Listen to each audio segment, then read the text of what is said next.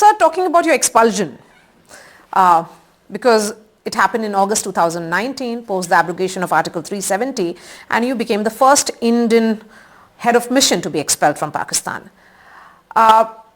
Did India's decision to abrogate Article 370 change the equations between the two countries forever? Well, I would argue no, in the sense that Article 370 has been an issue in the relationship from the 50s. You'll see in this book that there was a great deal of anger about Article 370 and how it was being used in the 1950s and again in the 70s and so on. So this was not something dramatically new.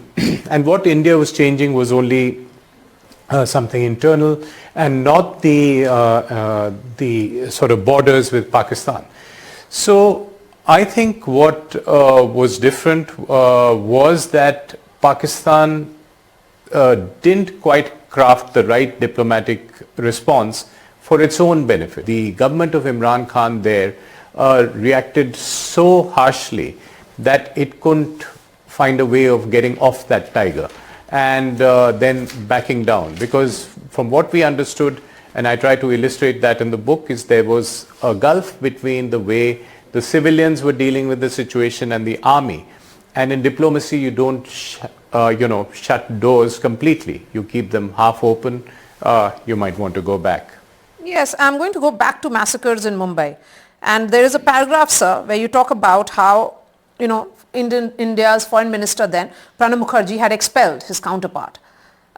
You use the word expulsion. And that's the reason why you go on to say that it wasn't felt necessary to take any action against Pakistan High Commissioner then, Shahid Malik.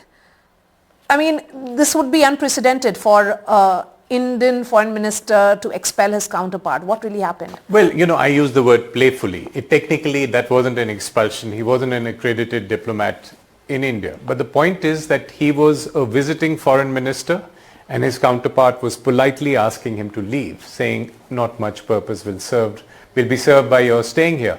So I think the point I was trying to make was make a comparison between different expulsions at different points of time in this relationship. And often I think I would make the overall argument that instead of just managing that anger, we should really be managing our long-term interests and taking care of those. You say that Foreign Secretary Menon had in fact prepared a note which Pranab Mukherjee read. And he essentially also goes on to say, my official aircraft is available to take you back home whenever you find convenient. But it would be desirable if a decision is taken as quickly as possible. If this was a reflection of anger, which was largely the national sentiment of doing something, then why wasn't anything done? Well, it was an expression of anger. He was expelled, but I make the argument that it wasn't enough. It was not enough in managing India's long-term interests.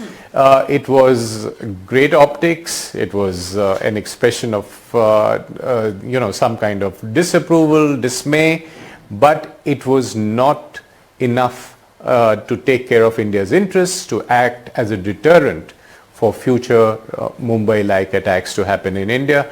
And with perfect hindsight, I feel that we should have trusted our first instincts of taking hard action and imposing a cost on the Pakistan army.